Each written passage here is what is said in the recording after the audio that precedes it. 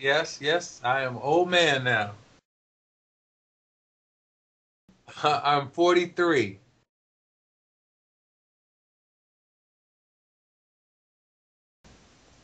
I think some of the best things I can remember is I got a chance to travel around the world. I really enjoy traveling.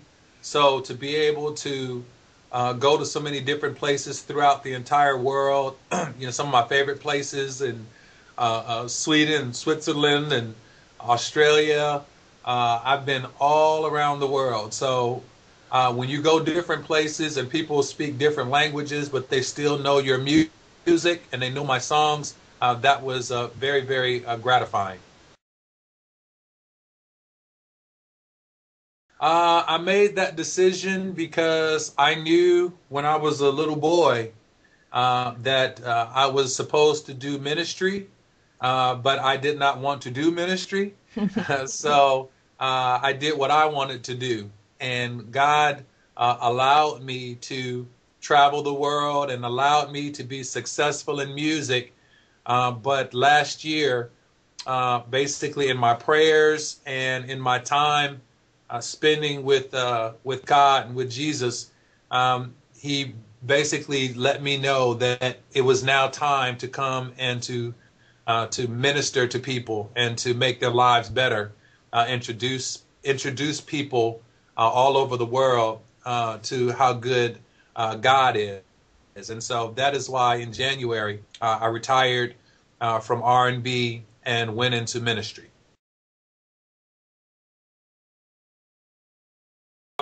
My role in the church here, the church is called Victory World Church. It's in Atlanta, Georgia. I am the worship pastor. And what I do as a worship pastor is I make sure that the music on our campuses, the music, the singers, the vocalists, the songs we choose and that we sing, basically set an atmosphere where we can worship God here in Atlanta, and then not just here at this church, but because I've been all around the world, that our worship here would allow us to create new songs and new music that we can share the good news of Jesus with people all over the world.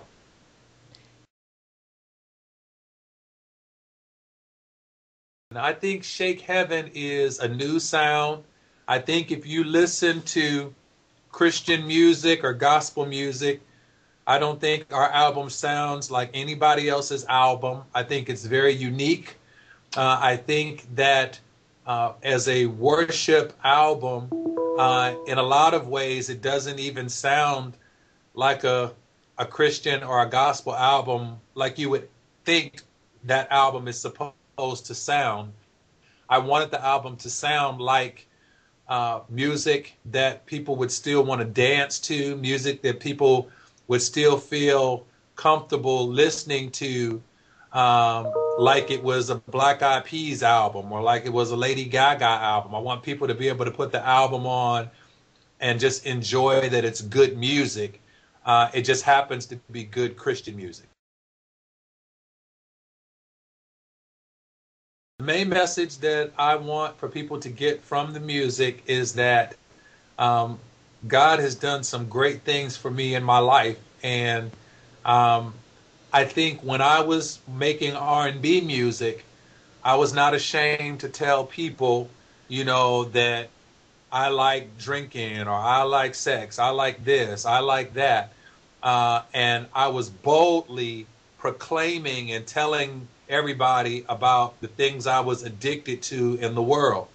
Well, now that God has my soul and He has my heart, uh, I got to still tell the world, just like I told them about the bad things, I got to tell them about the good things. And so now I don't drink anymore and I don't lust after things of the world anymore. And I love God now. And just like I did when I was in the world telling everybody that, I got to tell everybody this, that God is just really, really good and He's amazing. And Jesus has laid down His life just so that we could have the greatest life ever. And so that's what I want people to get when they listen to the Shake Heaven album. I think I've gotten better. So I think my writing is getting better. I think my vocals are getting better.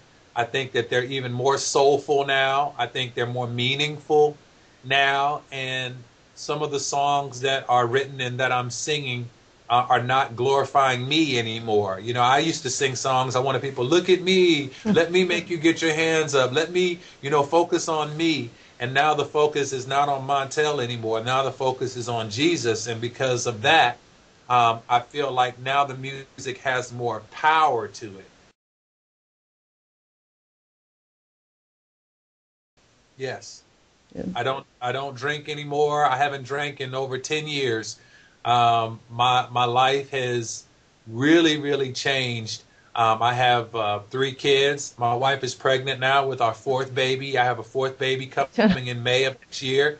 So and I'm happier now than I've ever been when I was making R&B music. I am more happy now in my life doing ministry than I was when I had millions of dollars and I was doing what I was doing in the world.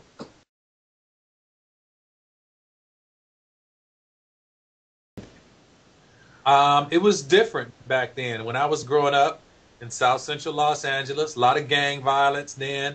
But church was it was more like a family. It's like a family reunion every weekend. It was like all my relatives went to the same church, all my friends went to the same church, and so the gathering of friends and family was like a village of people all in one church. So it was a great childhood. It was a lot of fun, and but it was more about religion when I was smaller, and not really about relationship. It was really about having, being religious and going to church and singing songs and having a program.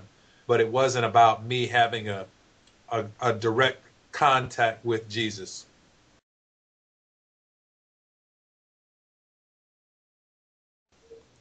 I feel like the economy and the political system, everything is, it's going to change from time to time, and sometimes it'll get better, sometimes it'll get worse. I think that people who are on God's economy, I think they just can't function the way the world functions. And what I mean by that is if you function on the world economy, that means when the stock market is up, you're happy. And when the stock market is down, then you're sad.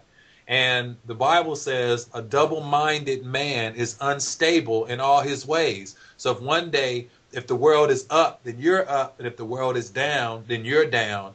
I can't function on that system. I function with God as my provider. So it doesn't matter what the stock market does or if the stock market crashes. It doesn't matter if gas here in the United States is $3 a gallon or if it's $5 a gallon. I still love Jesus and I know that he is my source. And so the political and the economic system, it doesn't affect me either way.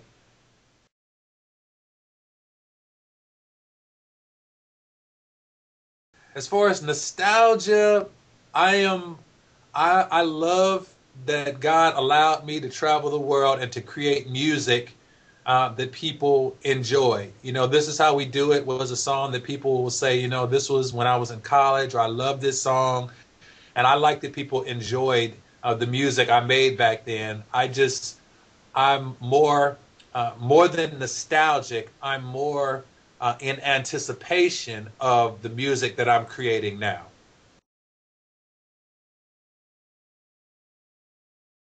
It was, well, I had a couple of last last concerts. Um, they were not great concerts for me, and not really great memories, because as I was retiring and as I was leaving the R&B music business, I believe God was showing me, he was showing me some things in those last concerts, because he didn't want me to always be looking back to those concerts like those were my best years. Those were my best concerts.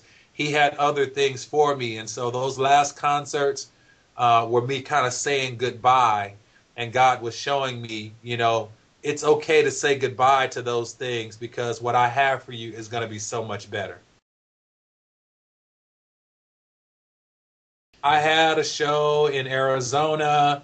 I think I had a show in Boston. Um, I can't even remember all the places because really, once I decided I was retiring, Isabel, I was ready to go. I was really ready to go.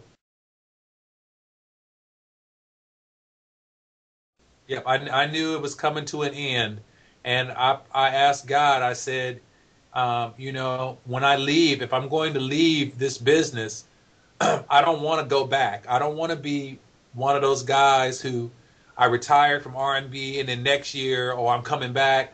I don't want to do that. So if I'm going into ministry, I want to make it to where I love ministry more than I love the world. And so I didn't want to be able to say, man, I left the R&B world and I had 10,000 people in the audience and it was a great concert, because then I could always look back and be like, well, I could always go back to that. I don't want to go back to that. I remember that concert. I've been to Spain a couple of times. I remember coming to. There was a very cool club there. I remember people singing my songs while I was there. I think I even sang a little bit of Había una vez in Espanol while I was there, um, and always loved Madrid, and had really great time in Spain. I can remember coming there for in 1995 during the time of Carnival there. I mean, I've had great experiences in Madrid. So, but yeah, I remember being there in 2008.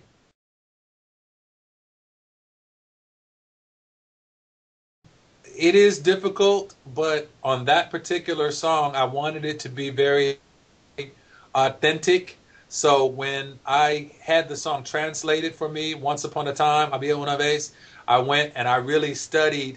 I studied the words of that song Yeah. so that I could sing it and that it would be fluid and it would sound real and authentic. So when I escuchan la historia que les cuento aquí, quizás no me crean, pero fue así. I wanted it to be very authentic. So even today, or in my final concerts, when I would go and I would do it and I perform it, or whenever there was a Spanish audience, I wanted to make sure that I always sang that so that people knew that I have a great affection for the Spanish and Latin populations, and that that I respect them.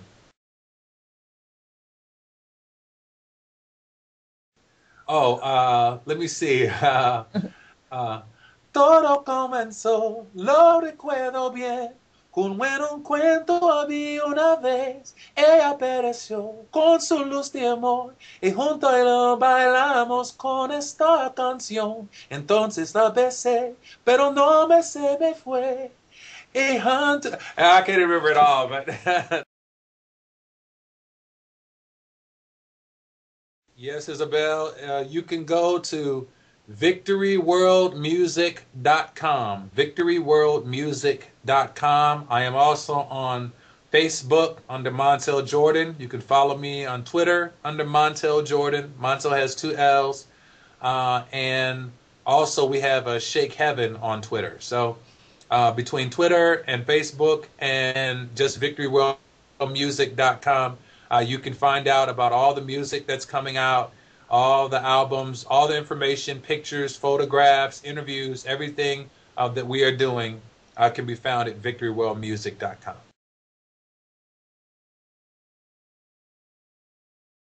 I Uh, hope so too. I hope they enjoy the new album, Isabel, and I hope that someday somebody that has a church in Spain, in Madrid, will have me and Victory World Music come. We would love to come to Madrid and worship and bring our new music out there for people to be able to enjoy what I'm doing now.